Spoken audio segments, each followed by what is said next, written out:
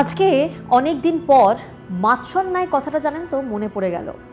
আমরা প্রত্যেকেই পড়েছি মাৎসন্যায় ইতিহাসে, দখলদারি, যেখানে আমরা দেখেছি বারবার দখলদারি সামনে এসেছে, মাৎসন্যায় এই টার্মটাও বারবার ইতিহাসে সামনে এসেছে। কেন আমরা মাৎসন্যায় আজকে বললাম, কেন দখলদারির কথা বলছি? গোটা বিশ্বের মনে এখন একটাই প্রশ্ন, যে ছবি সামনে আসছে গাজা থেকে, সেই ছবি দেখে কার্যত কাঁপছে গোটা বিশ্ব। যতক্ষণ কি প্রাণ আছে ততক্ষণই আক্রমণ চলবে, এই প্রশ্নটাই তো উঠছে। কারণ হামাসকে নিশ্চিহ্ন করার জন্য যে তাণ্ডব চলছে গাজাতে, যে ধ্বংসলীলায় কার্যত পরিণত হচ্ছে গাজা শহর, তা দেখেই চমকে উঠছে গোটা বিশ্ব। ট্রাম্প এবং ইসরায়েলের এই যে যৌথ আক্রমণ, সেই আক্রমণের জেরে স্কুল বলুন, মসজিদ বলুন, খেলার মাঠ বলুন, বাজার বলুন, কার্যত ধ্বংসলীলায় পরিণত হয়েছে। সেই শহরে আজ আর প্রাণের সঞ্চার নেই। গাছপালা, সবুজ গাছ আজ খয়েরি রঙে পরিণত হয়েছে, কারণ সালোক সংশ্লেষ হয় না, সেখানে প্রাণের সঞ্চার হচ্ছে না। যে কচিকাচারা সদ্য ঈদ গেছে, গোটা বিশ্ব জুড়ে আমরা দেখেছি ঈদ পালন হয়েছে, সকাল সকাল মসজিদে গিয়ে নামাজ পড়েছেন, কিন্তু গাজা শহরে সেই মসজিদে নামাজ আদা করা হয়নি, নামাজ প্রার্থনা করা হয়নি। কি করে করবেন বলুন তো? মসজিদ তো এখন ধ্বংসস্তূপ। মসজিদ যখন ধ্বংসস্তূপ, প্রত্যেকটি বাড়ি যখন পোড়া বারুদে ঢেকেছে, সেই বাড়িতে যখন কোনো মানুষজন নেই, শুধুমাত্র ধ্বংসস্তূপে পরিণত হয়েছে, কারা প্রার্থনা করবেন? কাদের জন্য প্রার্থনা করবেন? প্রশ্নটা উঠছে, প্রশ্নটা বারবার উঠছে, কারণ যে ছবি সামনে আসছে, এই ছবি বলে দিচ্ছে অন্ধকারে ঢেকে গেছে গোটা গাজা শহর, ধ্বংসস্তূপে পরিণত হয়েছে। এ ছবি যেন প্রাচীন কোনো শহরের একটি ছবি, যে ছবি ধ্বংসস্তূপের ছবি। আর সেই ছবি বারবার জানান দিচ্ছে, শুধুই কি হামাস, শুধুই কি জঙ্গি মুক্ত করার জন্য এই পুরো প্রসেস? যুদ্ধবিরতি লঙ্ঘন হয়েছে আমরা জানি, নেতানিয়াহু সরকার দ্বিতীয়বার আক্রমণ করেছে, আক্রমণের ঝাঁজ বাড়িয়েছে, আর আক্রমণের ঝাঁজ বাড়িয়ে আজ আমরা দেখছি কার্যত গাজা শহর শুধুমাত্র ধ্বংসস্তূপে পরিণত হয়েছে। মাইলের পর মাইল যেদিকে চোখ যাবে পোড়া বাড়ি, কালো, পুরো কালো রাস্তা, বারুদের গন্ধ, ধ্বংসস্তূপ, ধ্বংসলীলা। সেখানে আজ আর বাচ্চার কান্নার আওয়াজ আসে না। সকালবেলা স্কুলে যখন ঘন্টা বাজে, সেই ঘন্টার আওয়াজও আজ আসে না। গোটা বিশ্ব যখন সকালবেলা ঘুম থেকে ওঠেন, আজ কি করবেন সেই পরিকল্পনা নেওয়ার জন্য, কিন্তু গাজায় আজ বোধহয় মানুষজন কাল সকালে ঘুম আমাদের ভাঙবে তো, এটাও বোধহয় তারা সেই আতঙ্ক নিয়ে ঘুমন, যে আমরা বেঁচে থাকবো তো, আজকের রাতটাই আমাদের জন্য শেষ নয় তো।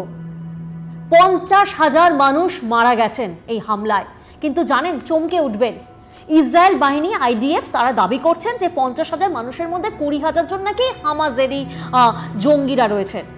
না, তথ্য অন্য বলছে, পরিসংখ্যান অন্য বলছে। সাধারণ মানুষ হাহাকার, শুধুই হাহাকার, শুধুই কান্নার রোল, কেঁদে আঁতড়ে উঠছেন, হাহাকার। এক ফোঁটা জলের জন্য ছোট বাচ্চারা তারা কান্নাকাটি করছে, তারা কান্নার রোলে তারা ভেঙে পড়ছে। কেন জানেন? ত্রাণ এসে পৌঁছচ্ছে না, ত্রাণ পৌঁছতে দেওয়া হচ্ছে না। যে স্বেচ্ছাসেবী সংগঠনগুলি তারা সামনে এগিয়ে আসছে, তাদেরকেও কার্যত কাজ করতে দেওয়া হচ্ছে না। তাদের উপরও আক্রমণ চলছে, দফায় দফায় আক্রমণ চলছে, চারদিক থেকে ঘিরে ধরা হয়েছে। তাহলে প্রশ্নটা তো এখানেই, শুধুই কি হামাসকে নিশ্চিহ্ন করার জন্য, নাকি দখল করার জন্য?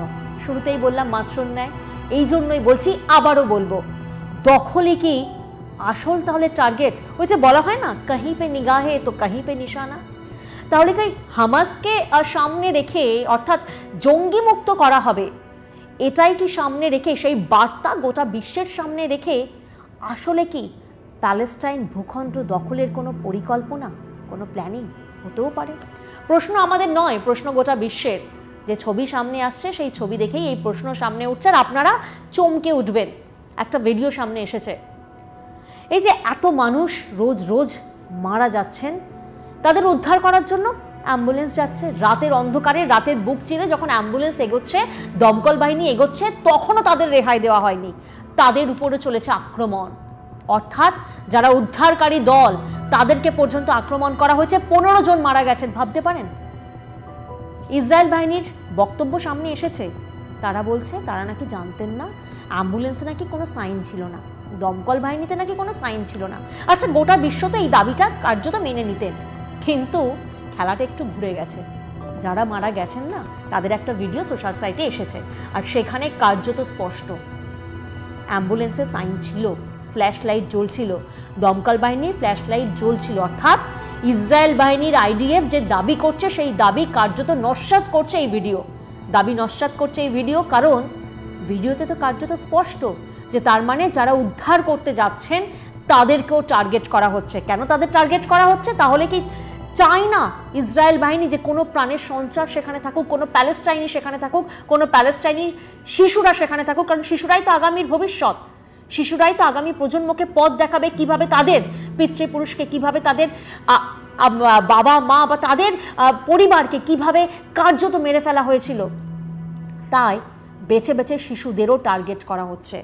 আর এই ভিডিও যখন সামনে এসেছে, নিন্দার ঝড় গোটা বিশ্বে। আর সেখানে আবারও প্রশ্ন উঠছে, কেন দমকলকে পৌঁছতে দেওয়া হচ্ছিল না? কেন অ্যাম্বুলেন্সকে ঢুকতে দেওয়া হচ্ছে না?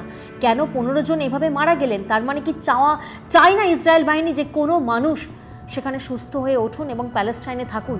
অর্থাৎ গোটা প্যালেস্টাইনকে কার্যত সাফ করে দেওয়া হবে, ধুয়ে মুছে সাফ একেবারে। তাহলেই তো মাৎসর ন্যায়, তাহলেই তো দখলদারি, তাহলেই তো গাজা দখল করা যাবে। তাহলে কি কোথাও না কোথাও এই চক্রান্ত হচ্ছে, এই পরিকল্পনা হচ্ছে? কারণ এই ভিডিও তো বারবার সেটাই জানান দিচ্ছে। যখন এই ভিডিও সামনে এসেছে, তখন আইডিএফ এর তরফ থেকেও কিন্তু একটা বিবৃতি জারি করা হয়েছে। তারা বলছেন যে তারা তদন্ত করবেন। আচ্ছা, আপনারাই বলুন তো, তদন্তের কি সত্যি আর দরকার আছে? অফিসিয়ালি হয়তো দরকার আছে, কিন্তু আনঅফিসিয়ালি যে ভিডিও সামনে এসেছে, সেই ভিডিওতে তো কার্যত দেখা যাচ্ছে অ্যাম্বুলেন্সের ফ্ল্যাশ লাইট জ্বলছে, দমকল বাহিনীর ফ্ল্যাশ লাইট জ্বলছে। অর্থাৎ একটা ছোট বাচ্চাও যখন পাশ দিয়ে যাবে, তারা বুঝতে পারবে যে অ্যাম্বুলেন্স যাচ্ছে, সাইরেন বাজছে, দমকল যাচ্ছে। তারপরেও হামলা হয়েছে, তারপরেও 15 জন মারা গেছে। যদিও এই ভিডিওটার সত্যতা যাচাই করিনি আমরা, কিন্তু সোশ্যাল সাইটে এই ভিডিও কিন্তু রীতিমতো ভাইরাল হয়ে গেছে। যারা মারা গেছেন তাদেরই করা ভিডিও। আর এখানেই বারবার প্রশ্ন উঠছে যে তাহলে আসল লক্ষ্যটা কি? লক্ষ্যটা কি তাহলে গাজা? লক্ষ্যটা কি তাহলে প্যালেস্টাইন ভূখণ্ড দখল করা? নাম করা হচ্ছে হামাসের, নাম করা হচ্ছে জঙ্গি মুক্ত। কারণ যে 50,000 মানুষ, যে নিরীহ প্রাণ মারা গেছে, তাদের মধ্যে দাবি করছে ইসরায়েল যে 20,000 হামাস রয়েছে। আদতে কি তাই? আরও পরিসংখ্যান সামনে এসেছে, কমপক্ষে 1,15,000 মানুষ জখম হয়েছেন। ইসরায়েল দাবি করছে যে 50,000-এর মধ্যে তো 20,000-ই জঙ্গি রয়েছে। তবে এই যুদ্ধে সায় আছে কার, সেই প্রশ্নটাও সামনে আসছে।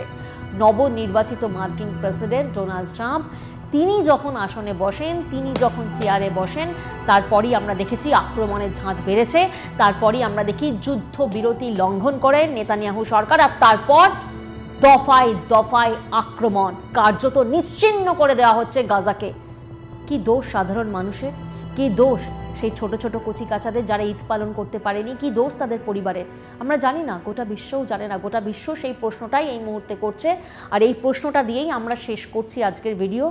কবে এই আক্রমণ শেষ হবে? কবে এই ধ্বংসলীলা শেষ হবে? কবে এই ধ্বংসস্তূপ থেকে প্রাণের সঞ্চার হবে? কারণ পচা গলা দেহ চারদিকে ছড়িয়ে ছিটিয়ে রয়েছে। জটিল রোগ, সংক্রমণ হতে পারে, একবার ভাবুন, আবারও একটা মহামারী আসতে পারে। কারণ চারদিকে তো ছড়িয়ে ছিটিয়ে রয়েছে পচা গলা দেহ। তাদের উদ্ধার করার জন্য যারা পৌঁছচ্ছে, তাদেরকেও পৌঁছতে দেওয়া হচ্ছে না, ত্রাণ পৌঁছতে দেওয়া হচ্ছে না, পানীয় জল পৌঁছতে দেওয়া হচ্ছে না, বাজার খুলছে না। কোথায় যাবেন সাধারণ মানুষ? এভাবেই কি পচে গলে মরবেন? আর তারপর শেষকৃত্যও সম্পন্ন হবে না। শেষকৃত্য যদি সম্পন্ন না হয়, কি হবে? দেহ পচে সংক্রমণ ছড়াবে, জটিল রোগ ছড়াবে। আবারও কি তাহলে একটা মহামারীর পথ? আর আবারও কি তাহলে একটা সভ্যতা ধ্বংস? আর তারপরে প্যালেস্টাইন দখল? প্রশ্নটা থাকছে।